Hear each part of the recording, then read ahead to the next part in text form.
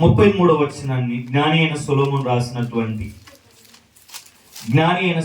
రాసినటువంటి సామెతల గ్రంథం 30వ అధ్యాయం 33వ వచనాన్ని ధ్యానం చేసుకోవడానికి పరిశుద్ధాత్మ దేవుడు సహాయం చేయనట్లుగా చదువుదాం ఒకసారి. 33వ వచనం.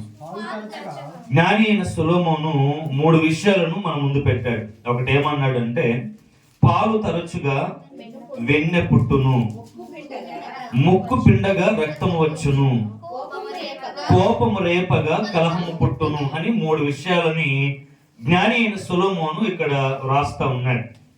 ఏమంటున్నాడు అని అంటే, ఇదిగో పాలు తరచుగా వెన్నె పుడుతుంది, ముక్కు పిండగా రక్తము వస్తుంది, కోపము రేపగా కలహము పుడుతుంది అని చెప్పాడు. ఈ రోజున వాక్య భాగం ఏంటి అని అంటే, ఈ 3వది ఏంటి అని అంటే, కలహానికి కలిగినటువంటి కారణం ఏంటి అని అంటే కోపం అని రాశారు. కలహమునకు గల కారణం ఏంటి అని అంటే కోపం. హల్లెలూయా చెప్దాం ఒకసారి. మాట్లాడదాం అందరం, వాక్యాన్ని చాలా జాగ్రత్తగా విన్నాం. ఏమంటున్నాడు అని అంటే, ఇదిగో కోపము రేపగా కలహము పుట్టును అని రాశాడు. కలహము పుట్టును అని రాశాడు. ఈరోజు సామాన్యంగా మనం బయట ప్రపంచాన్ని చూస్తే చాలా మంది చనిపోతా ఉన్నారు. ఈ రోజు కూడా ఒక అతను చనిపోయాడు. ఎందుకు చనిపోయాడు అని అంటే మందు తాగాడు. ఎందుకు తాగాడు అని అంటే భార్య మాట వినలేదు, లేకపోతే కోపంలో మందు తాగాడు. అంటే చాలా ఆత్మహత్యలు జరగడానికి గల కారణాలు ఏంటి అని అంటే కోపం. కోపం కోపం అనేది కుటుంబంలో కావచ్చు, కోపం అనేది భార్య భర్తల మధ్య కావచ్చు, కోపం అనేది తల్లిదండ్రుల పిల్లల మధ్య కావచ్చు, కోపం అనేది బంధువులతో కావచ్చు, కోపం అనేది ఇరుగు పొరుగు వారితో కావచ్చు. కానీ కోపం అనేది చాలా ప్రమాదకరమైనది. కోపం అనేది చాలా భయంకరమైనది.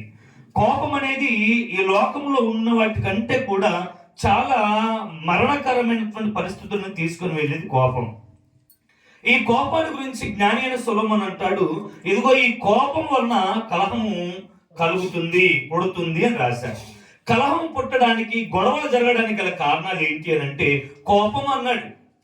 భార్య భర్తల మధ్య గొడవలు రావడానికి, లేదా వాళ్ళు కొట్టుకోవడానికి, వాళ్ళు కలహపడటానికి గల కారణం ఏంటి అని అంటే కోపం అని చెప్పాడు. కోపం అని చెప్పాడు. వాస్తవానికి ఈ రోజుల్లో కోపం లేనటువంటి మనిషి ఎవరు కూడా లేరు. ప్రతి ఒక్కరికి కూడా కోపం ఉంటారు. కోపం ఉండడం తప్పు కాదు, కానీ కోపము కలహానికి దారి తీయద్దు అని చెప్పింది వాక్యం. కోపం ఉండటం కూడా తప్పు కాదు. కోపం ప్రతి ఒక్క మనిషిలో ఉంటది. కోపపడటం తప్పు కాదు, కానీ నీ కోపము దేనికి దారి తీయద్దు అని అంటే కలహానికి దారి తీయద్దు. నీ కోపం గొడవలకు కారణం అవ్వకూడదు. నీ కోపము ఇద్దరు వ్యక్తుల మధ్య భయంకరమైనటువంటి పరిస్థితులను కలగజేసేదిగా నీ కోపం ఉండకూడదు అని రాశాడు.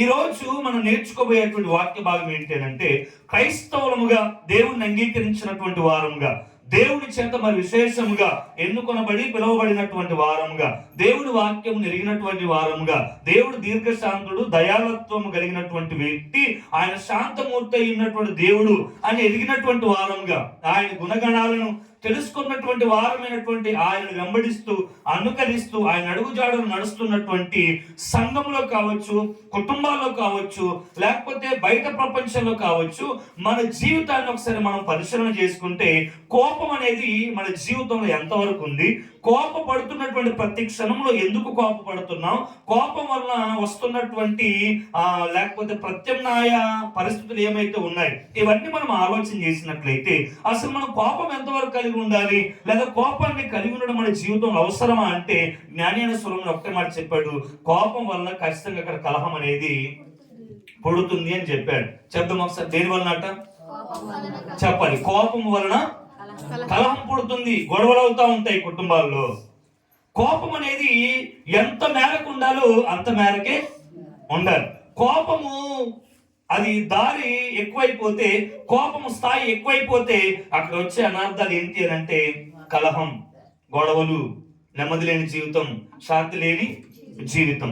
అందుకే యాకోబు భక్తుడు 1వ అధ్యాయం 19వ వచనంలో కోపం గురించి ఒక మాట రాశాడు. యాకోబు రాసినటువంటి పత్రిక 1వ అధ్యాయం 19వ వచనం చదువుదాం ఒకసారి. యాకోబు రాసిన పత్రిక 1వ అధ్యాయం 19వ వచనంలో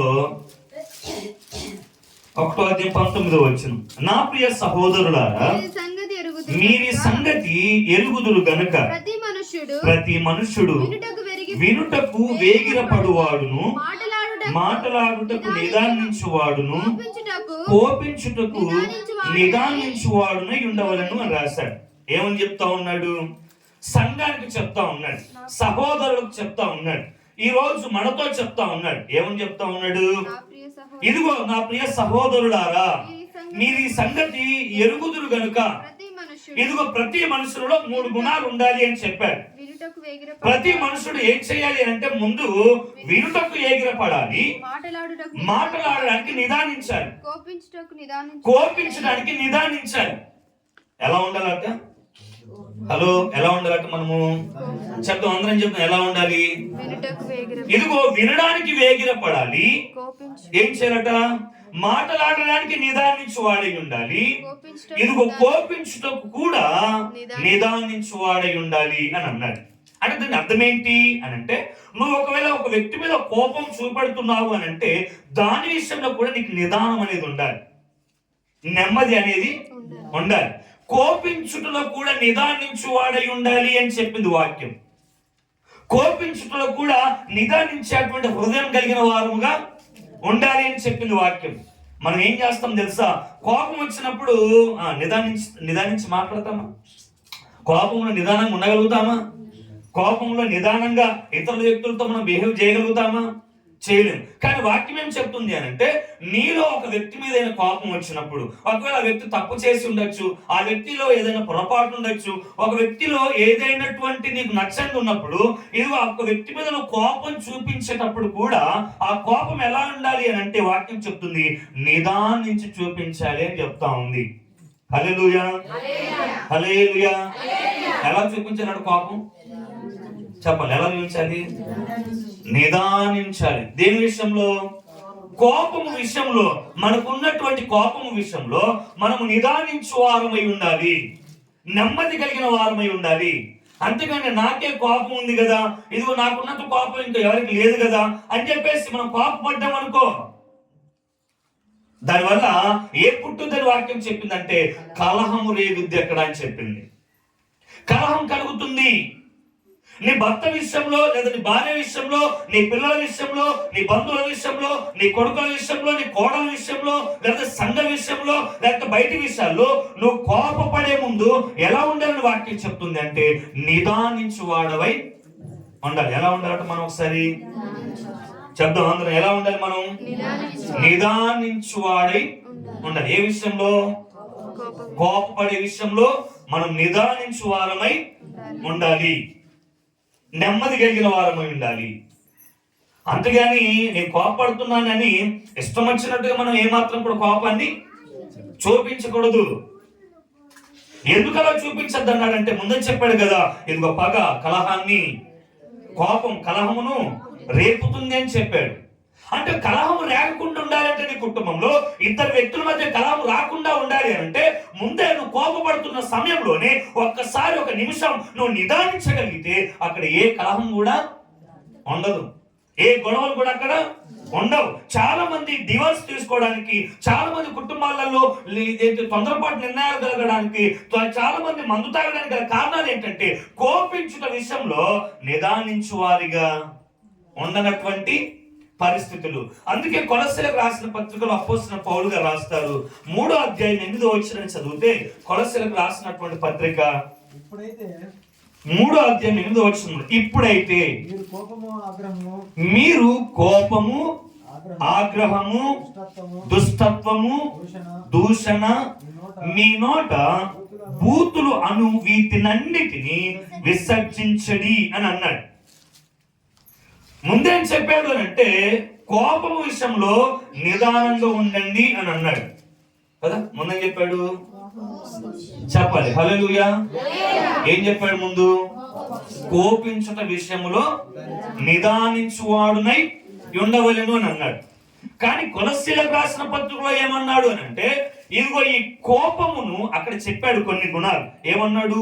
కోపము, ఆగ్రహము, దుష్టత్వము, దూషణ, బూతు మాటలు, వీటన్నిటిని కూడా ధరించుకోనండి అని చెప్పాడా? కలిగి ఉండండి అని చెప్పాడా? ఏమని చెప్పాడు? విసర్జించండి అని అన్నాడు, విడిచిపెట్టండి అన్నాడు. ఏం విడిచిపెట్టమన్నాడు అని అంటే కోపము. దేన్ని విడిచిపెట్టమన్నాడు? చెప్పాలి. ఏం విడిచిపెట్టమన్నాడు?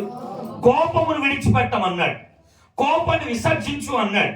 కోపం నీ జీవితంలో వద్దు అని చెప్పాడు. ఒకవేళ నువ్వు కోపాన్ని కలిగి ఉంటే దాన్ని విడిచిపెట్టు.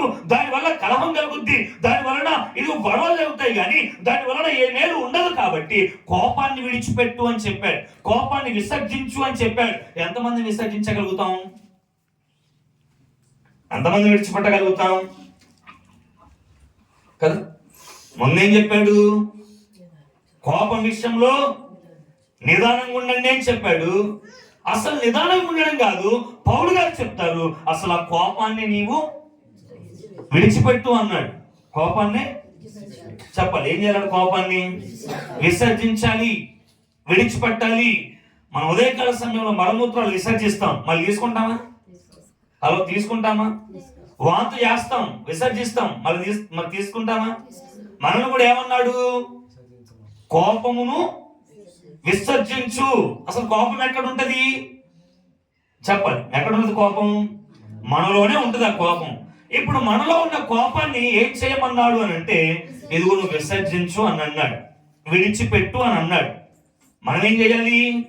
విడిచిపెట్టడానికి ప్రయత్నం చేయాలి, విసర్జించడానికి ప్రయత్నం చేయాలి. దాన్ని ధరించుకొని ఉండడానికి ఏమాత్రం కూడా ప్రయత్నం చేయొద్దు. ఎందుకు చేయొద్దు అని అంటే ఇదిగో సామెతల గ్రంథంలో అన్నాడు, నీ కోపము కలహానికి కారణం. నీ కోపము కలహమునకు కారణం. చాలా కుటుంబాలలో గొడవలు అవడానికి గల కారణాలు ఏంటి అని అంటే కోపం. ఈ కోపాన్ని విడిచిపెట్టగలిగితే అక్కడ గొడవలు అవుతాయా?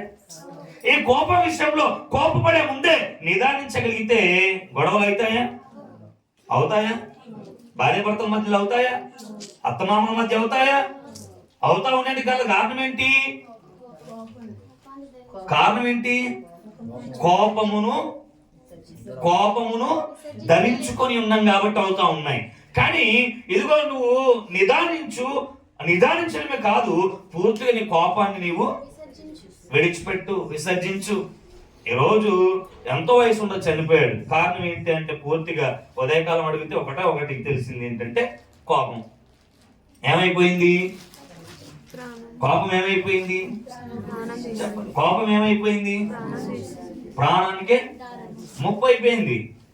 చిన్న కోపం. అసలు నువ్వు కోపపడే ముందే ఒకసారి నువ్వు నిదానిస్తే అది అయ్యేదా? కోపపడే ముందే అసలు దాన్ని నువ్వు విడిచిపెట్టగలిగితే ఏదైనా దారి తీస్తాయా? కాబట్టి క్రైస్తవ జీవితంలో లేదా మన వ్యక్తిగత జీవితం ఎవరికి వారంగా కోపం అనేది ప్రతి ఒక్క వ్యక్తులు ఖచ్చితంగా ఉంటది. కోపం ఉండడం అనేది కూడా అవసరమే. కానీ ఎంత మేరకు కోపం ఉండాలో చెప్పండి, అంతవరకే. హల్లెలూయా చెప్పండి ఒకసారి, ఇంకోసారి బిగ్గరగా. కోపం ఎంతవరకు ఉండాలో అంతవరకు ఉండాలి. కోపము అంత స్థాయిలోనే ఉండాలి. అంతేగాని కోపాన్ని అధికం చేసామనుకో ఏమైపోతుందంట? చెప్పాలి. ఏమైపోతుంది? నీకు షుగర్ ఉందని చెప్పాడు డాక్టర్. ఎంత ఉందన్నాడు? 300 అన్నాడు. అయినా పర్లేదని ఫుల్గా స్వీట్ తిన్నావు అనుకో ఏమైపోతారు? చెప్పాలి. ఏమైపోతారు? ఇప్పుడు షుగర్ తగ్గడానికి నువ్వేం చేస్తావు? అసలు అన్నం కూడా మానేస్తారు. అంటే నువ్వు లేదు నా ఇష్టం, నేను తింటాను, షుగర్ ఉన్నా పర్లేదు అని అట్నే తింటే చచ్చిపోతాం. నా కోపం నా ఇష్టం, నేను ఎంతైనా చూపెడతానంటే ఇవో ఈ షుగర్ లాగానే షుగర్ పెరిగినట్టుగా కోపం పెరిగిపోయి లాస్ట్ ఏమైపోతుంది తెలుసా? చెప్పాలి. ఏమైపోతుంది? కాబట్టి చాలా జాగ్రత్తగా కోపము చూపించే విషయంలో చెప్పాలి. కోపం చూపించే విషయంలో నేను తండ్రిని కదా, నేను తల్లిని కదా అని పిల్లల మీద కూడా కోపం ఇష్టపూర్తిగా చూపించకూడదు. అంత మాత్రమే నేను భర్తను కదా, నా భార్య మీద ఇష్టం వచ్చిన కోపాన్ని నేను చూపిస్తానని అలా కూడా చూపించకూడదు. ఎట్ ది సేమ్ టైం భార్య కూడా నా భర్త మీద ఇష్టం వచ్చిన కోపాన్ని చూపిస్తానని చూపించకూడదు. నా తల్లిదండ్రులే కదా అని పిల్లలు కూడా తల్లిదండ్రుల మీద ఇష్టం వచ్చినటువంటి కోపాన్ని చూపించకూడదు. కోపానికి కూడా ఒక స్థాయి ఉంది, కోపానికి కూడా ఒక లిమిట్ ఉంది. అది దాటొద్దు. అది దాటితే ఏమైపోద్దట? బట్టలు సర్దుకొని పుట్టింటికి వెళ్ళిపోతారు. అదే చెప్పాడు ఇక్కడ. కోపము కలహమునకు దారి తీస్తుంది. కాబట్టి కోపం విషయంలో చాలా జాగ్రత్తగా ఉండాలి. వాస్తవానికి ఎఫెసీయులకు రాసిన పత్రికలో ఇంకో మాట అన్నాడు. ఈ కోపాన్ని గురించి అపోస్తలుడైన పౌలు చెప్తూ ఎఫెసీయులకు రాసిన పత్రిక 4:26 ఇంతకు ముందు అన్నాడు, ఇదిగో కోపించిన విషయంలో నిదానించువాడై ఉండాలన్నాడు. ఇంతకు ముందు అన్నాడు అసలు కోపాన్ని విడిచిపెట్టన్నాడు. ఇప్పుడు ఎఫెసీయులకు రాసిన పత్రిక 4:26 అంటాడు, కోప పరుడి గాని పాపము చేయకుడి, ఇదిగో సూర్యుడు అస్తమించు వరకు మీ కోపము నిలిచి ఉండకూడదు అని అన్నాడు. ఏం చేయమన్నాడు? కోప పరుడి గాని పాపం చేయకండి అన్నాడు. అసలు పాపం ఎప్పుడైపోద్ది? హల్లెలూయా. పాపం ఎప్పుడైద్ది? పాపం ఎప్పుడైద్ది? కోపం కూడా ఒక పాపమే.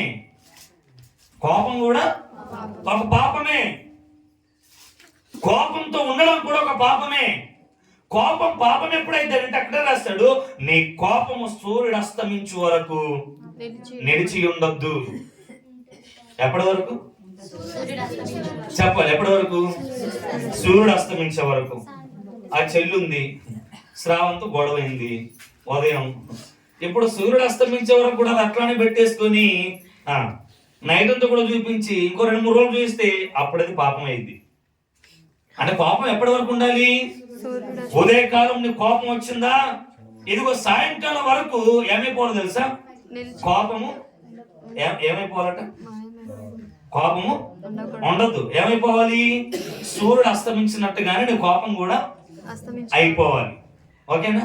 అంతేగాని లేదు, నా కోపాన్ని నేను అలానే చూపెడతాను, నా కోపాన్ని నేను అలానే ఉంచుతాను, నా కోపం నా ఇష్టం, నేను అలానే కోపడతాను, నేను అలానే తిడతాను అని కోపాన్ని కనుక 2-3 రోజులు అలా ఏమంటారు దాచుకున్నాం అనుకో, అప్పుడు చెప్పాడు కోప పరుడి గాని పాపం చేయకు. అంటే దాని అర్థం ఏంటంటే అసలు ఆ కోపము సూర్యుడు అస్తమించే వరకు కూడా నిలిచి ఉంది అని అంటే ఇదిగో అది పాపం. ఒకవేళ నేను తప్పు చేశాను, పుష్పతో నేను ఒప్పుకున్నాను, ఇప్పుడు ఏం చేయాలి? చెప్పాలి. ఇప్పుడు ఏం చేయాలి? నేను ఒప్పుకున్నాను, నా తప్పు అయిపోయింది అని పుష్పతో నేను ఒప్పుకున్నాను. ఇప్పుడు ఏం చేయాలి? చెప్పాలి. ఇప్పుడు ఏం చేయాలి? క్షమించాలి. ఆమె కోపానికి గల కారణం నేను ఆయన ఒప్పుకున్నాను కాబట్టి నా మీద ఇంకా కోపము ఉండకూడదు. లేదు, నేను ఒప్పుకున్నాక కూడా, క్షమించమని అడిగాక కూడా, లేకపోతే నేను ఆమె ఇంకా బతిమాలాక కూడా కోపం అలానే చూపించింది అనుకో, అది పాపం. కోపం ఎప్పటి వరకు ఉండాలట? చెప్పాలి. ఎప్పటి వరకు ఉండాలి? నేను ఉన్నంత వరకు కోపం ఉంటది అని అంటే ఇదిగో అది పాపం అని బైబిల్ చెప్తా ఉంది. అందుకే చెప్పాడు కోప పడండి గాని ఇదిగో పాపము చేయకు.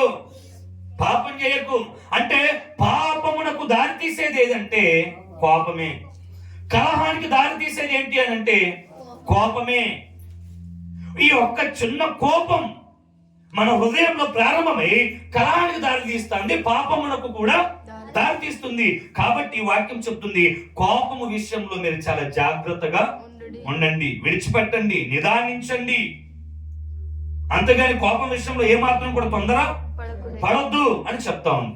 కొంతమందికి మనిషి ఉన్నంత కాలం కూడా కోపం అలానే కంటిన్యూ అవుతా ఉంటది, ఒప్పుకున్నాక కూడా కంటిన్యూ అవుతా ఉంటది, క్షమించు అన్నాక కూడా చెప్పాలి, క్షమించు అని అడిగినాక కూడా కోపం అలానే కంటిన్యూ అయిపోతా ఉంటది. అసలు అలా ఎందుకు అవుతుంది అని ఆలోచన చేస్తే ఒక మాట బైబిల్ గ్రంథం దొరికింది. ఎందుకు క్షమించమన్నాక కూడా కోపం ఉంటది? ఎందుకు వాక్యానుసారంగా వాక్యం అంతా తెలుసు, ఎప్పటి వరకు కోపపడాలో తెలుసు, కోపం ఎప్పుడు పోవాలో కూడా తెలుసు, కోపం విషయంలో ఎలా ఉండాలో కూడా తెలుసు, అన్నీ తెలుసు. అయినా కోపం తెల్లారి ఉంటా ఉంది, ఆ మరుసటి రోజు కూడా ఉంటాం. ఎందుకు ఇలా ఉంటది అని ఆలోచన చేస్తే ప్రసంగి గ్రంథంలో రాశాడు 7వ అధ్యాయం 9వ వచనాన్ని కనుక మనం చదివితే, ప్రసంగి గ్రంథం 7వ అధ్యాయం 9వ వచనం. 2-3 రోజులు, 4-5 రోజులు, నెలలు, సంవత్సరాలు కోపం ఎందుకు మనుషులు ఉంటది అని అంటే ఇదిగో ఎందుకు ఉంటది. ప్రసంగి గ్రంథం 7వ అధ్యాయము 9వ వచనంలో ఆత్రపడి కోపపడవద్దు, బుద్ధిహీనుల అంతరింద్రియముల యందు కోపము సుఖ నివాసము చేయును అని రాశాడు. కోపము సుఖ నివాసము చేయును. ఎక్కడుంటది కోపం? ఎక్కడ సుఖంగా నివాసం చేస్తుంది? అంతరింద్రియములలో. ఎవరు అంతరింద్రియములలో? బుద్ధిహీనుల అని చెప్పాడు. ఆత్రపడి కోపపడవద్దు. ఆత్రపడి అంటే తొందరపడి కోపపడవద్దు అని చెప్పాడు. హల్లెలూయా. ఏం చేద్దట? తొందరపడి. కొంతమంది ఎందుకు కోపడతారో అర్థం కాదు, మొత్తానికి కోపడతా ఉంటారు. కోపానికి కారణం ఏంటో కూడా అర్థం కాదు. అసలు ఎందుకు కోపడుతున్నావు అని అడిగినా కూడా సమాధానం రాదు. ఇంట్లో భార్య భర్తలు చూడు, ఎందుకు కోపడుతున్నావు చెప్పు అంటే చెప్పదు. సరే ఈమెను ఎందుకు కోపడుతున్నావు చెప్పు అని ఆయన అడిగితే ఆయనే చెప్పడు. ఈమె చెప్పదు, ఆయన చెప్పడు. ఏమైపోద్ది కోపం? ప్లేట్ల మీద, చీపురు కట్ట మీద, ఇంట్లో ఉన్న పిల్లల మీద, వీటి మీద డైవర్ట్ అయిపోతా ఉంటది. అసలు ఏమైంది చెప్పు అని అంటే చెప్పదు. చెప్పిద్దాము. సరే అత్త పోయి ఏమైంది అని అడిగితే చెప్పిద్దా? చెప్పదు. వాక్యం చెప్తున్న మాట ఏంటంటే ఆత్రపడి కోపపడకు, తొందరపడి పడకు. ఎందుకు కోపపడద్దు అంటున్నాడంటే బుద్ధిహీనుల అంతరింద్రియములలో కోపము సుఖ నివాసము చేయును. అంటే నీలో ఇంకా కోపం అలానే ఉంటుంది అని అంటే ఒక్క మాటలో జ్ఞాని అయిన సొలొమోను చెప్పాడు, నేను కాదు. వాళ్ళని ఎవరితో పోల్చాడు? బుద్ధిహీనులతో పోల్చాడు. ఎవరితో? బుద్ధిహీనులతో పోల్చాడు. మరి మనం ఎవరం? చెప్పాలి. మనం బుద్ధిమంతులమా బుద్ధిహీనులమా? చెప్పాలి. మనం ఎవరం? అదే చెప్తాం ఒకసారి. హల్లెలూయా. ఇప్పుడు చెప్పండి. ఇంకా ఇది చెప్పడం ఎందుకు, మనం క్వశ్చన్ వేసుకుంటే సరిపోతుంది.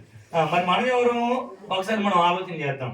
మనం బుద్ధిమంతులమా బుద్ధిహీనులమా? లేదయ్యా నేను బుద్ధిహీనులుగానే ఉంటాను, కోపం అలానే నివాసం చేయాలి, కోపం ఉంటేనే బాగుంది అని అంటే వాక్యం చెప్తుంది నీ కోపం పాపానికి దారి తీస్తుంది, నీ కోపం కలహానికి దారి తీస్తుంది, నీ కోపం వలన ఇదిగో దేవుని న్యాయ విమర్శలు ఖచ్చితంగా నిలబడే అవకాశం కూడా ఉంది. మరి ఏం చేయాలి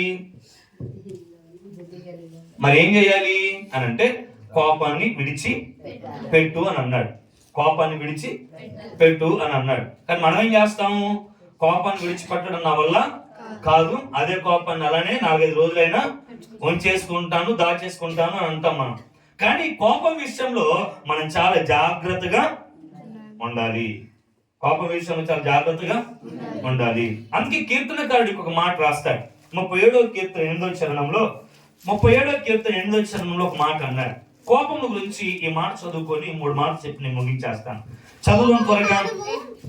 కోపము మానుము, ఆగ్రహము విడిచిపెట్టుము, వ్యసన పడకుము, అది కీడుకే కారణం అన్నాడు. ఏంటి?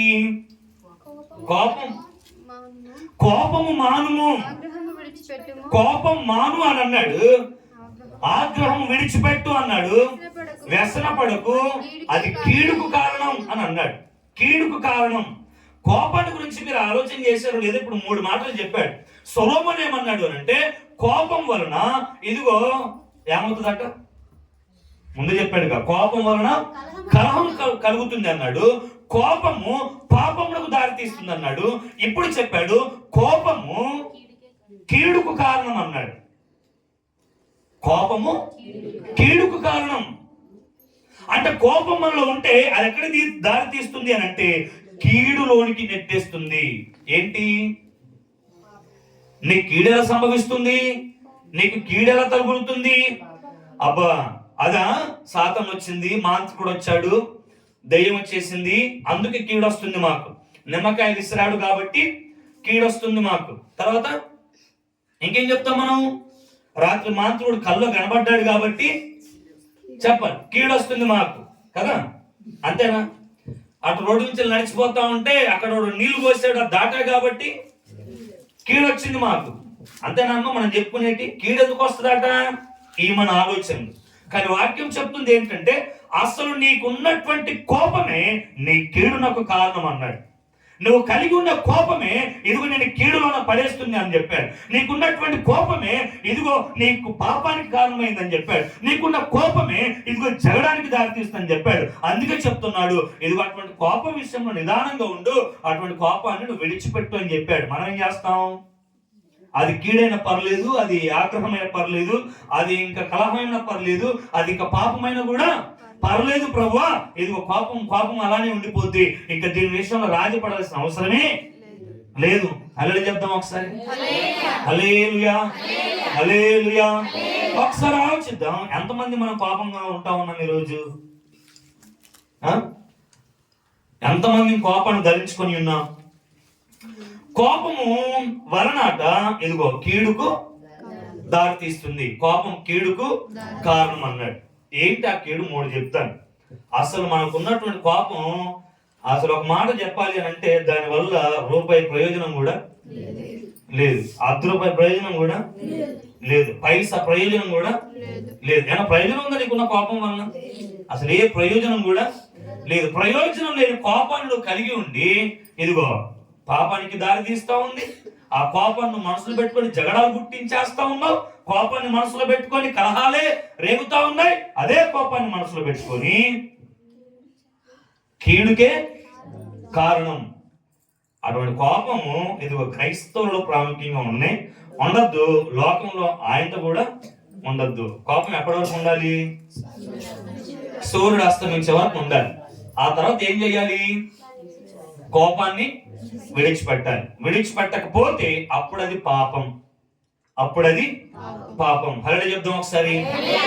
కోపము కలిగించే కీడేంటో 3 మాటలు చెప్పి నేను ముగించేస్తాను. యాకోబు రాసిన పత్రిక 1వ అధ్యాయం 20వ వచనం. కోపము కలిగించే మొట్టమొదటి కీడు, కోపము కలిగించే మొట్టమొదటి కీడు. యాకోబు రాసిన పత్రిక 1వ అధ్యాయం 20వ వచనం. ఎందుకనగా నరుని కోపము దేవుని నీతిని నెరవేర్చదు అని రాశాడు. ఏంటంటే మొట్టమొదటిది మన కోపము ఏం నెరవేర్చదు అని అంటే దేవుని నీతిని నెరవేర్చదు. ఎవరి కోపం? మన కోపం, మనం కలిగి ఉన్న కోపం. నరుని కోపము దేవుని నీతిని నెరవేర్చదు. కానీ నరుని కోపం ఏం చేస్తుంది తెలుసా? వాని పంతాలు నెరవేర్చుకుంటది, వారి పంతాన్ని నెరవేర్చుకుంటది. ఎందుకు కోపడతారో తెలుసా? వారి పంతాన్ని నెగ్గించుకోవడానికి. అంతేనా? ఎందుకు కోపడతాం? మీకు తెలుసా అసలు కోపడే వాళ్ళు ఎందుకు కోపడతా ఉన్నారు? నాకు తెలిసి చెప్తాను. ఒక వ్యక్తి ఎందుకు కోపడతాడంటే పంతాన్ని నెగ్గించుకోవడానికి. తగ్గే మనసు ఉండదు, కాంప్రమైజ్ అయ్యే మనసు ఉండదు, కలిసిపోయే మనసు ఉండదు, నెమ్మది కలిగిన మనసు ఉండదు. వాడు అన్నది వాడికి కావాలి కాబట్టి ఏ విధంగానైనా వాడిని నాశనం చేయాలి కాబట్టి ఇప్పుడు ఈ కోపాన్ని కలిగి వాని పంతాన్ని వాడిని ఎక్కించుకుంటాడు. కానీ వాక్యం చెప్తున్న మాట అంటే, ఓ నరుడా, నీ కోపము ఇదిగో నా నీతిని నెరవేర్చదు. దేవుని నీతిని నెరవేర్చదు, దేవుని చిత్తాన్ని నెరవేర్చదు. వాక్యానికి అసలుకే దానికి స్థానం ఏమాత్రం కూడా ఇవ్వదు. అందుకే వాక్యం చెప్తుంది ఇదిగో కోపం వలన ఇదిగో నువ్వు కీడుకే కారణం అవుతా ఉంది. దేవుని నీతిని నువ్వు నెరవేర్చినప్పుడు, దేవుని చిత్తాన్ని నెరవేర్చినప్పుడు నీ కోపం దేవుని నీతిని అడ్డగించేదైతే, నీ కోపం దేవుని యొక్క దయకు అడ్డుగా ఉండేదైతే, ఆ కోపం వలన ఏ ప్రయోజనం కూడా ఉందా? ఏమన్నా పోనీ ఉందంటారా? కోపం వల్ల ఏమన్నా ఉందా? ఇదిగో చెప్తాను, రాసుకో. మొట్టమొదటిది, కోపం వలన మనిషి ముందు పరలోక రాజ్యాన్ని కోల్పోతాడు. దేవుని నీతిని అడ్డగించేది కోపమైనప్పుడు దేవుని రాజ్యాన్ని కోల్పోతాడు మనిషి. ఇప్పుడు కోపాన్ని కలిగి దేవుని రాజ్యాన్ని కోల్పోతే నీకేం ప్రయోజనం ఉంది? ఏం ప్రయోజనం ఉంది? అసలు ఎందుకు భక్తి చేస్తా ఉన్నావు? నువ్వు ఎందుకు ప్రార్థనకు వచ్చావు? మనం ఎందుకు ఉపవాసాలు చేస్తా ఉన్నాం? ఎందుకు కానుకలు ఇస్తా ఉన్నాం? ఎందుకు పాటలు పాడుతూ ఉన్నాం? చనిపోయిన తర్వాత మనందరం కూడా చెప్పాలి ఎక్కడ ఉండాలి? కన్ను మూస్తే మళ్ళా కన్ను తెరిచి చూస్తే ఎక్కడ ఉండాలట? పరదేశంలో ఉండాలి. అక్కడ ఉండాలని నువ్వు కోరుకున్నావు, కరెక్టే, కాదన్ను. అక్కడ ఉండడం అందరికీ మంచిదే. కానీ అక్కడ నేను ఉండకుండా చేసేది అంటే తెలుసా? కోపం. అక్కడికి వెళ్లకుండా చేసేదంటే తెలుసా? కోపం. ఈ చిన్న కోపం ఏం చేస్తా ఉందనంటే దేవుని నీతిని నెరవేర్చకుండా ఆఫ్ చేస్తా ఉంది. ఎక్కడుంది? అలా ఎక్కడైనా ఉందా అని అంటే బైబిల్లోనే ఉంది. చూద్దాం, ఒక వ్యక్తిని గురించి మనం మాట్లాడదాం. మోషేను గురించి కనుక మనం ఆలోచన చేసినట్లయితే చదువుదాం ఒకసారి నిర్గమ సంఖ్యాకాండము. దానికంటే ముందుగా ద్వితీయోపదేశకాండం 32వ అధ్యాయం చదువుదాం ఒకసారి. ద్వితీయోపదేశకాండం 32వ అధ్యాయము 50-51 వచనాలు చదువుదాం ఒకసారి. ద్వితీయోపదేశకాండం 32వ అధ్యాయం 50-51 వచనం. నీ సహోదరుడైన అహరోను హోరు కొండ మీద మృతి పొంది తన స్వజనుల యొద్దకు చేరినట్లు నీవు ఎక్కబోచున్న కొండ మీద మృతి పొంది నీ స్వజనుల యొద్దకు చేరుదువు. ఏలయనగా మీరు సీను అరణ్యములో కాదేశు మెరీబా నీళ్ళ యొద్ద ఇశ్రాయేలీల మధ్యను నన్ను పరిశుద్ధపరచక ఇశ్రాయేలీల మధ్యను నా మీద తిరుగుబాటు చేసితిరి. ఎదురుగా ఆ దేశమును చూచదవు, కానీ నేను ఇశ్రాయేలుకి ఇచ్చిన ఆ దేశమును నీవు ప్రవేశింపవు అని అన్నాడు. ఎవరితో? మోషేతో చెప్పాడు. ఎవరు చెప్పారు? సాక్షాత్తుగా దేవుడని యెహోవా చెప్పాడు. ఏమని చెప్తా ఉన్నాడు? ఇదిగో నీ యొక్క సహోదరుడు ఏ కొండ మీద మృతి చెందాడో నీవు అదే కొండ మీద మృతి చెందుతావు మోషే. ఇదిగో నీవు కొండ ఎక్కి దూరంలో కనిపిస్తున్నటువంటి కానాను ప్రదేశాన్ని చూడు. నువ్వు చూస్తావు తప్ప నువ్వు అందులో ప్రవేశింపవు అని అన్నాడు. అసలు మోషే ఎందుకు కానానులోనికి వెళ్ళలేదు? మోషే ఎందుకు కానాను చేరలేదు? హలో,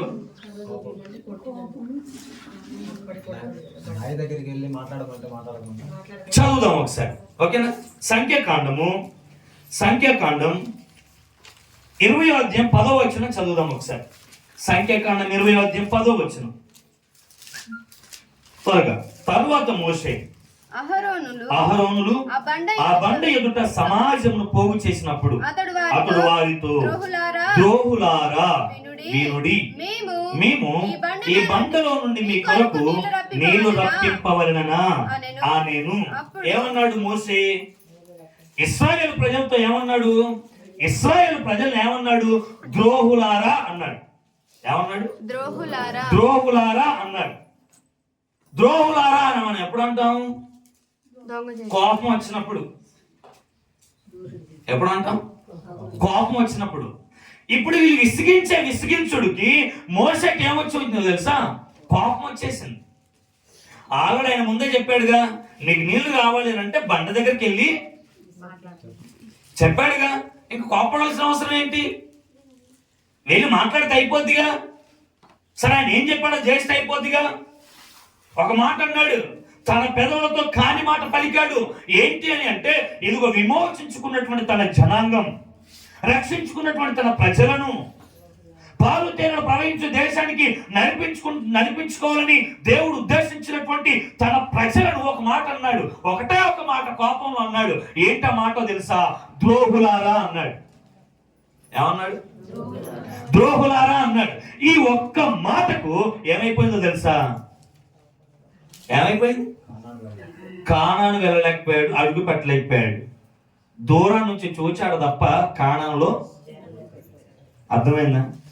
ఒక్క కోపంలో అన్న మాట ఏం చేసింది? హల్లెలూయా. కోపంలో మోషే అన్న మాట ఏం చేసింది? కానానుని దూరం చేసేసుకున్నాడు. ఈరోజు నువ్వు కోపంలో ఎన్ని మాట్లాడట్లేదు? హలో, మనం ఎన్ని మాట్లాడట్లేదు? నీ నోటికి వచ్చిన ప్రతి మాట అనేస్తా ఉన్నావు. నీవు పిల్లలను చూడట్లేదు, భార్యను చూడట్లేదు, భర్తను చూడట్లేదు, ఇరుగుపొరుగులను చూడట్లేదు. కోపంలో ఇష్టం వచ్చినట్టుగా నువ్వు అనేస్తున్నావు. ఒక్క మాట ద్రోహులారా అన్నందుకే మోషే కానాను చూడకపోతే మరి మన పరిస్థితి ఏంటి? అందుకే చెప్పాడు కదా, ఎందుకనగా నరుని కోపము దేవుని నీతిని నెరవేర్చదు. ఎప్పుడైతే పరిచర్యలో కావచ్చు, కుటుంబంలో కావచ్చు, వ్యక్తిగత జీవితంలో కావచ్చు, కోపముతో కూడినటువంటి మాటలు వచ్చాయో అక్కడ దేవుని కార్యాలు జరగవు, వెళ్ళవు. కోపం చాలా భయంకరమైనది. మళ్ళీ చెప్తున్నాను, కోపం చాలా భయంకరమైనది. కోప విషయంలో చాలా జాగ్రత్తగా ఉండాలి. రెండోది, మోసే చేసిన తప్పు చెప్తాను. అసలు చదువుకుంటూ పోతే లేట్ అయిపోతుంది తప్ప ఇంకా ఏం లేదు. కాబట్టి నాకు చూడండి ఒకసారి. దేవుడు మోషేని సీనాయి కొండ మీదకి పిలిచాడు. అవునా? మోషేని ఎక్కడ పిలిచాడు? సీనాయి కొండ మీదకి పిలిచాడు. ఎందుకు పిలిచాడు? 40 దినాలు సీనాయి కొండ మీద మోషే ఉపవాసం ఉన్నాడు. దేని కొరకు అంటే దేవుని చేత సాక్షాత్తుగా ఇదిగో 2 పలకలు ఇచ్చాడు. ఒక పలక మీద 5 ఆజ్ఞలు, మరొక పలక మీద ఆజ్ఞలు రాసి దేవుడే సాక్షాత్తుగా మోషేకి ఇచ్చి ఇది కొండ దిగుతూ ఉన్నాడు. కొండ దిగుతున్న సందర్భంలో ఇదిగో మోషే కోపపడి 2 చేతుల్లో ఉన్న పలకలను పగలగొట్టేశాడు. ఇశ్రాయేల్ ప్రజలు నాట్యం ఆడుతూ ఉంటే, దూడం చేసుకుని పూజిస్తూ ఉంటే కోపంతో దేవుని చేవ్రాతతో ఉన్నటువంటి పలకలు ఏం చేశాడు ఆయన? కారణం ఏంటి? కోపం. కోపం కోపం వల్ల చాలా నష్టం జరిగింది. చాలా మంది కోపపడటమే ప్యాషన్ అనుకుంటారు. కోపం కలిగి ఉండడమే ఏదో పెద్ద గొప్పగా అనుకుంటారు. కానీ కోపం వల్ల నయా పైస లేదు. మళ్ళీ చెప్తున్నాను, కుటుంబ జీవితంలో మాత్రం చాలా ఇంపార్టెంట్. ఇది గుర్తుపెట్టుకోండి ఇద్దరు. నేను ఎందుకు చెప్తా ఉన్నానంటే కోపం చాలా ప్రమాదకరమైనది. కోపంలో ఒక వ్యక్తి, లేకపోతే కోపంలో ఒక వ్యక్తి నేను ఏదైనా అన్నా కూడా దాని విషయంలో చాలా జాగ్రత్తగా ఉండాలి. చిన్న మాట అన్నాడు, ద్రోపులారా అని. ఏమైపోయింది రాష్ట్రం? కానానే చూడలేకపోయాడు, చేరలేకపోయాడు. మరి మనం ఎన్ని మాటలు అంటా ఉన్నాం? నోరు తెరిస్తే ఎన్ని మాటలు అంటా ఉన్నాం? మరి మనకుందా పరలోకం? మనకుందా మోక్షం? అందుకే కోపంలో వచ్చే ప్రతి మాట, అందుకే చెప్పాడుగా, మనలో ప్రతి వాడును నోటి మాటను బట్టి ఏం చేయాలట? లెక్క చెప్పవలసి ఉన్నది. ఏ మాట అన్నా కూడా నువ్వు కోపంలో ఉన్నప్పుడే ఎక్కువ మాటలు మాట్లాడతావు. మంచిగా ఉన్నప్పుడు ఎందుకు మాట్లాడతావు? మనం మాట్లాడడం. కాబట్టి కోపం వచ్చినప్పుడే చాలా జాగ్రత్త అని చెప్తా ఉన్నాను. కోపాన్ని కంట్రోల్ చేసుకోవాలి. రక్షింపబడ్డావు, దేవుని వాక్యం ఎరిగావు, నీ నోరు పక్కింటికి వినబడకూడదు గైగైనా. కాబట్టి కోపం విషయంలో చాలా జాగ్రత్త. కోపము ఇదిగో దేవుని నీతిని నెరవేర్చదు. రెండోది, కోపం చేసేది ఏంటో చూద్దాం ఒకసారి. కోపం వల్ల కలిగిన నష్టం. 5వ అధ్యాయం 23వ వచనం, మత్తయి సువార్త 22వ వచనం చదువుదాం ఒకసారి. మత్తయి సువార్త 5వ అధ్యాయం 22వ వచనం చదువుదాం ఒకసారి త్వరగా. నేను మీతో చెప్పున్నది ఏమనగా, తన సహోదరుని మీద కోపపడు ప్రతివాడు విమర్శకులోనగును చాలు. ఏం చేశాడట? రెండోది, నేను మీతో చెప్పున్నది ఏమనగా, మళ్ళీ ఎవరు చెప్తున్నారు? యేసుక్రీస్తే చెప్తా ఉన్నాడు.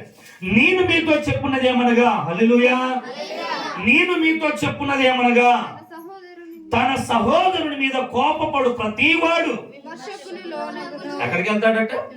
విమర్శకులోనగును. న్యాయ విమర్శ అని బైబిల్ చెప్తా ఉంది. న్యాయపీఠం అని చెప్తా ఉంది. విమర్శలో నిలబడతావు నీవు. విమర్శలో నిలబడతావు. దేన్ని బట్టి అని అంటే సహోదరుని మీద కోపపడువాడు ప్రతివాడు. ఎవరి మీద చెప్పాలి? ఎవరి మీద మాట్లాడాలి కొంచెం? ఎవరి మీద? ఎవరి మీద? సహోదరుని మీద కోపపడు ప్రతివాడు విమర్శకులోనగును. కోపం వల్ల కలిగే రెండో నష్టం ఏంటంటే ఇదిగో మానవ సంబంధాలు కోల్పోతావు. మానవ సంబంధాలు కోల్పోతావు. కాదంటారా? కాదంటారు? కోపపడటం వలన మానవ బాంధవ్యాలు కోల్పోతావు, సంబంధాన్ని కోల్పోతావు. కోల్పోరా? ఇక్కడ వాక్యం ఏం చెప్పింది అని అంటే, నీ సహోదరుని మీద కోపపడు ప్రతివాడు విమర్శకు లోనగును. ఎవరిగా కోపడతాం?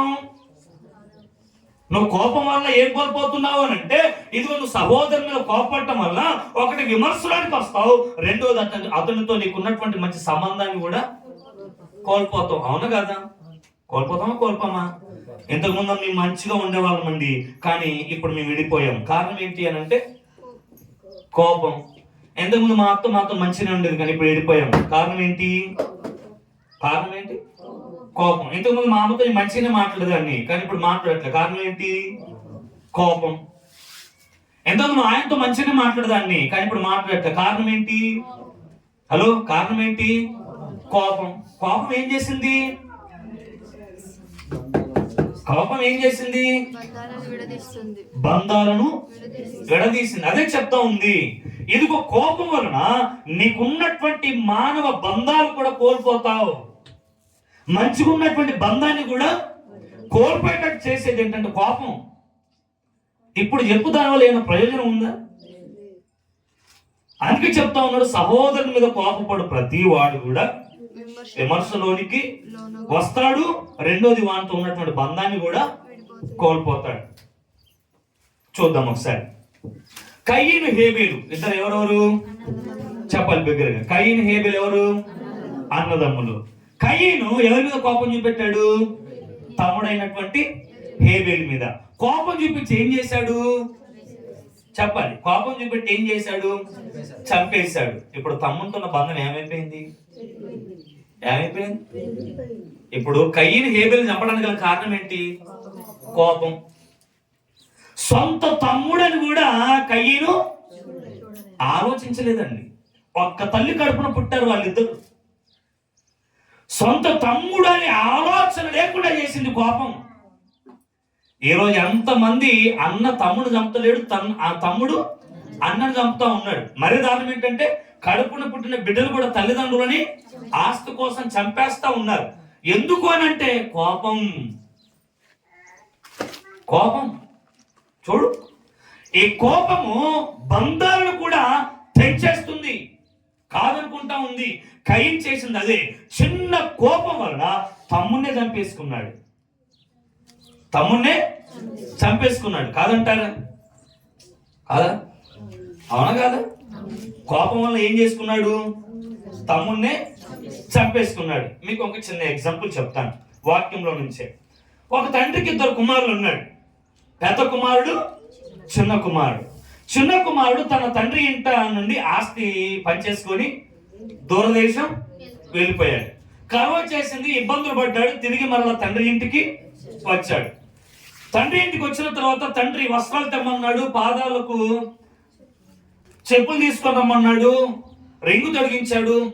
ఇంట క్రొవ్విన దూడ చేత విందు చేస్తా ఉన్నాడు. అంతేనా జరిగింది? చేస్తా ఉన్నాడు. ఈ లోపు పెద్ద కుమారుడు ఎక్కడి నుండి వచ్చాడు అని అంటే పొలము నుండి అని ఉంది. చదువుదాం ఒకసారి. 15వ అధ్యాయం 28వ వచనం. లూకా సువార్త 15వ అధ్యాయం 28వ వచనం త్వరగా చదువుదాం ఒకసారి. అయితే అతడు కోపపడి లోపలికి వెళ్ళనొల్లకపోయెను గనుక అతని తండ్రి వెలుపలకు వచ్చి లోపలికి రమ్మని బతిమాలుకున్నాడు. ఎందుకు అని అంటా ఉన్నాడు ఈయన? తమ్ముడు వచ్చిందని. ఇప్పుడు తమ్ముడు వచ్చింది కాబట్టి కోపం వచ్చింది. తమ్ముడు రాకపోతే కోపం లేదు. అసలు ఏమని సంతోషపడాలి? అయ్యో, ఇన్ని సంవత్సరాల తమ్ముడు నన్ను కాదనుకుని వెళ్ళిపోయాడు. నా తమ్ముడు మా కుటుంబాన్ని విడిచి మాలో ఒకటిగా ఉండేవాడు, ఇదిగో వెళ్ళిపోయాడు. ఇదిగో ఇప్పుడు మా తమ్ముడు మా ఇంటికి మరలా తిరిగి వచ్చాడు. ఆయన సంతోషంతో గంతులేసి కేకలేయాల్సిపోయింది. అన్న ఏం చేశాడు అంటే, ఇదిగో తమ్ముడు వచ్చాడు కాబట్టి లోపలికి అడుగు. అర్థమైందా? కోపము తమ్ముడు వచ్చినా కూడా ఈరోజు అలానే ఉన్నాయండి. ఈరోజు బంధాలు అలానే ఉన్నాయి. తల్లి ఇంటికి ఇద్దరు అక్క చెల్లెలు వస్తే అది వచ్చింది కాబట్టి నేను బోన్ అంటది ఈమె. హలో, అవునా? ఆమె వచ్చింది కాబట్టి నేను బోను అని అంటావు. దేనికి నీకు అంత కోపం? నీ చిన్న కోపం ఉన్న బంధాలను కూడా తెంచేస్తుంది. అందుకే చెప్తా ఉన్నాడు, కోపము కీడుకే కారణం. కోపము దేనికి? కలహానికే కారణం. కోపము పాపానికే కారణం. ఇప్పుడు చెప్పు, కోపం వల్ల ఏం సంపాదించుకున్నావు నీవు? దేవుడి పరలోక రాజ్యం కోల్పోతావు. రెండోది, ఈ లోకంలో ఉన్న మానవ సంబంధాలు కూడా కోల్పోతావు. అన్న తమ్ముల మధ్య ఈ రోజు ప్రేమ ఐక్యత లేదు. ఎందుకో తెలుసా? కోపం. ఒకరంటే ఒకరికి గిట్టదు, పడదు. కోపం కోపం కోపం. పెద్దవాడిని మంచిగా చూసుకుంటే చిన్నవాడికి నచ్చదు, చిన్నవాడిని మంచిగా చూసుకుంటే పెద్దమ్మకు నచ్చదు. కోపం కోపం సరే ఎవరిని చూసుకుంటే ఏంటి అని ఆలోచించరు వీళ్ళు. కోపం, అర్థమైందా? ఈ కోపం వల్ల ఏ ప్రయోజనం ఉంది అంటా నేను. ఏమైనా ప్రయోజనం ఉందా? కోపం వల్ల రెండోది మానవ బంధాలే. మనకు బైబిల్ గ్రంథంలో సంసోను అను ఒక వ్యక్తి ఉన్నాడు. చదువుదాం ఒకసారి న్యాయాధిపతుల గ్రంథం చదువుదాం ఒకసారి. 14వ అధ్యాయం 20వ వచనం. న్యాయాధిపతుల గ్రంథం 14వ అధ్యాయం 20వ వచనం. తొందరగా చదువుదాం ఒకసారి. బైబిల్ గ్రంథంలో సంసోను ఒక వ్యక్తి ఉన్నాడు. ఆయన కోపం వల్ల ఏం చేశాడో చూద్దాం ఒకసారి. మనమైతే ఏం చేస్తాము? అతడు కోపించి తన తండ్రి ఇంటికి వెళ్ళగా అతని భార్య అతడు స్నేహితునికి భావించుకొనిన అతనికి చెలికానికి ఇవ్వబడును. కోపంతో భార్యను వదిలిపెట్టేసి వెళ్ళిపోయాడు. ఎవరు చెప్దాం? హల్లెలూయా, హల్లెలూయా. ఎవరు? ఏం చేశాడు? కోపంతో భార్యని విడిచిపెట్టేసి వెళ్ళిపోయాడు. ఈరోజు ఎంతమంది కోపంతో భర్తల్ని వదిలిపెట్టేసి వెళ్ళిపోవట్లే భార్యలు? ఈరోజు ఎంతమంది కోపంతో భార్యలు వదిలేసి వెళ్ళిపోవట్లే భర్తలు? హల్లెలూయా. ఎందుకు వదిలేసి పెట్టి వెళ్ళిపోతా ఉన్నారు అని అంటే కోపం. కోపం. నేను అంటాను, భార్య నుంచి భర్త దూరం వెళ్ళిపోయింది. కారణం ఏంటి అని అడుగు. కోపం. అవునా కాదమ్మా? ఎన్ని కుటుంబాలు రోడ్డున పడతా ఉన్నాయి ఈరోజు. ఎన్ని కుటుంబాలు శాంతి నెమ్మది లేకుండా బ్రతుకుతూ ఉన్నాయి ఈరోజు. భార్య భర్తల మధ్య చిన్న తగాదా సర్దేసుకొని వెళ్ళిపోయింది. కాదనుకుంది. కోపం. కోపం మానవ బంధాలను కూడా తెంచేస్తుంది. అటువంటి కోపం వలన ప్రయోజనం ఏమీ లేదు. లాస్ట్ మాట చెప్పి నేను ముగించేస్తాను. చూద్దాం ఒకసారి. కోపం వలన కలిగే 3 తీవ్రమైన నష్టం. లాస్ట్ మాట చెప్పి ముగించేస్తాను. సామెతల గ్రంథం 27వ అధ్యాయం 4వ వచనం. సామెతల గ్రంథం 27వ అధ్యాయం 4వ వచనం ఒకటి చదివి ముందుకు వెళ్దాం ఒకసారి. సామెతల గ్రంథం 27వ అధ్యాయం 4వ వచనం చదువుదాం ఒకసారి. క్రోధము క్రూరమైనది, కోపము వరద వలె పొర్లున్నది. రోషం ఎదుట ఎవడు నిలవగలడు? కోపాన్ని దేంతో పోల్చాడంటే వరదతో పోల్చాడు. కోపాన్ని దేంతో పోల్చాడు? చెప్పాలి. కోపాన్ని దేంతో పోల్చాడు? మళ్ళీ చెప్పాలి. కోపాన్ని దేంతో పోల్చాడు? వరదతో పోల్చాడు. వరద వలె. కోపము వరద వలె పొర్లును. ఇప్పుడు నేను అంటాను, వరదలు వస్తే ఏమవుతుందమ్మా? తుఫాను వరదలు వచ్చాయనుకో, ఇప్పుడు మనకు గోదావరి బాగా వరదలు వచ్చేసే ఏమైపోతుంది? చెప్పు. ఆస్తి నష్టం జరిగిద్ది, ప్రాణ నష్టం జరిగిద్ది కదా. పశువులు కొట్టుకొని పోతాయి, అన్ని ఇల్లులు కూడా కొట్టుకొని పోతాయి, మనుషులు కూడా కొట్టుకొని పోతారు, అన్ని కొట్టుకొని పోతాయి. దేనివల్ల? వరదలు వస్తాయి. ఇక్కడ కోపాన్ని పోల్చాడు అని అంటే కోపమాట వరద వలె పొర్లుచున్నది. పొర్లుతుంది వరద వలె. వరద వచ్చినప్పుడు ఏ విధంగా నష్టం జరుగుద్దో కోపంతో ఉంటే కూడా ఎదురయ్యేది ఏంటి? మేలా ఏమన్నా ఉందా? అలా ఉంటే బాగుండు. కోపపడు నీకంత మేలే, కోపపడు నీకంత మంచే, కోపపడు నీకంత సుఖమే ఉంటది అంటే బాగుండు. కానీ కోపం వల్ల ఏమొస్తుందట నీకు? నష్టం. నష్టం. నువ్వు ఎందుకు నష్టపోతున్నావో తెలుసా? నీ కోపమే. నువ్వు నష్టపోవడానికి గల కారణం నీ కోపం. ఆ కోపాన్ని విడిచిపెట్టు, నువ్వు నష్టపోవు. నేను నష్టం చేసేదే కోపం. మళ్ళీ చెప్తున్నాను, నిన్ను నష్టపరిచేదే నీ కోపం. అందుకే వాక్యం చెప్పింది, కోపం మాను, ఆగ్రహం విడిచిపెట్టు, అది కీడుకే కారణం. అటువంటి కోపాన్ని ఎందుకు ధరించుకోవాలి? అందుకే చెప్పాడు, కోపమును మీరు విసర్జించండి అని చెప్పాడు. కోపించిన విషయంలో నిదానించండి అని చెప్పాడు. కోపం పడండి కానీ పాపానికి దారి తీయకండి అని చెప్పాడు. ఎంత ఖండించి వాక్యం చెప్తా ఉన్నా కూడా ఇంకా అదే కోపాన్ని పెట్టుకొని నష్టపోతూ, ఇంకా అదే కోపాన్ని పెట్టుకొని మానవ బంధాలు తెగొట్టుకొని, ఇంకా అదే కోపాన్ని పెట్టుకొని దేవుని నీతిని నెరవేర్చకుండా బ్రతుకుతే దానివల్ల ఏ ప్రయోజనం ఉంది? కోపం నష్టమే. కోపం నష్టమే. బైబిల్లో మొర్దెకై ఒక అతను ఉన్నాడు, హామాను అని ఒక అతను ఉన్నాడు. ఇంటికి పోయిన తర్వాత చదువుకోండి. ఇదిగో హామానుకి మొర్దెకై అంటే విపరీతమైన కోపం. మొర్దెకై అంటే హామానుకు విపరీతమైన కోపం. హామాను బయటకు వచ్చినప్పుడల్లా కూడా మొద్దుకై వంగకయు నమస్కరింపకయు యుండుట హామాను చూసి కోప్పడుతూ ఉన్నాడట. కోప్పడి ఒక రోజు ప్లాన్ చేశాడు. ఏంటి అంటే ఇంటికి వెళ్ళి చెప్పాడు, ఇదిగో రాజు నన్ను గణపరుస్తాను అన్నాడు. గణపరుస్తానన్న సంతోషం కూడా నాకు లేదు, కానీ ఇదిగో ఆయన చూస్తే నాకు కోపం వచ్చేస్తుంది అని చెప్పాడు ఇంటికి వెళ్ళి భార్యకు. ఆమె సలహా ఇచ్చింది, ఒక సిలువ ఒక కొయ్యం చేసి నువ్వు ఎట్లా అధికారంలో ఉన్నావు కదా, ఇదిగో ఆ మొద్దుకైని చంపేద్దాం అని ప్లాన్ వేసింది. ఏ ఉరికొయ్య మీద మొద్దుకైని చంపాలనుకున్నాడు, అదే ఉరికొయ్య మీద హామాను వేలాడు చచ్చిపోయాడు. తన కోపము తనని నష్టం చేసింది. కోపం వల్ల ఏముందా? నష్టం తప్ప ఏమి. ఎన్ని కుటుంబాలు నష్టపోవట్లేదు ఈరోజు కోపంతో ఉంది. ఎంత నష్టపోతా ఉన్నాం. ఇప్పటివరకు ఏమేమి నష్టపోయావు కోపంలో? మంచి మనశ్శాంతి నష్టపోయావు, మంచి భర్త ప్రేమను, భార్య ప్రేమను, పిల్లల ప్రేమను కోల్పోయావు నీ చిన్న కోపంతో. అందుకే వాక్యం సెలవిస్తూ ఉంది, మీరు కోప పడకండి, కోప పడకండి. ఏ విషయంలో కూడా మనం కోపపడటానికి వీల్లేదు. కోపపడు, బుద్ధి చెప్పు, దండించు. అంతేగాని కోపమును పదే పదే చూపించడము అది చాలా పొరపాటు. కోపాన్ని పదే పదే చూపించద్దు. కొంతమంది ఉంటారు కోపాన్ని పదే పదే చూపిస్తూ ఉంటారు. నువ్వు కోపాన్ని పదే పదే చూపిస్తే ఇక నేరుకు వచ్చి ఏం చెప్పుకుంటారు వాళ్ళు? ఏం చెప్పుకుంటారు? ఏం చెప్పుకోలేరు. ఎవరు మంచిగా మాట్లాడాలన్నా కూడా ఇంకా మాట్లాడటం కూడా వేస్తున్నాడు ఆయన. ఇది మాట్లాడితే వినేటట్టు లేదు. కోపమే దానివల్ల ప్రయోజనం ఏమి కూడా లేదు. అందుకే మన జీవితంలో ఉండకూడదు ఏంటి అని అంటే కోపం. ఏం విడిచిపెట్టాలి? కోపాన్ని విడిచిపెట్టాలి. ఎంత మేరకు కోపడాలో అంత మేరకు కోపడాలి.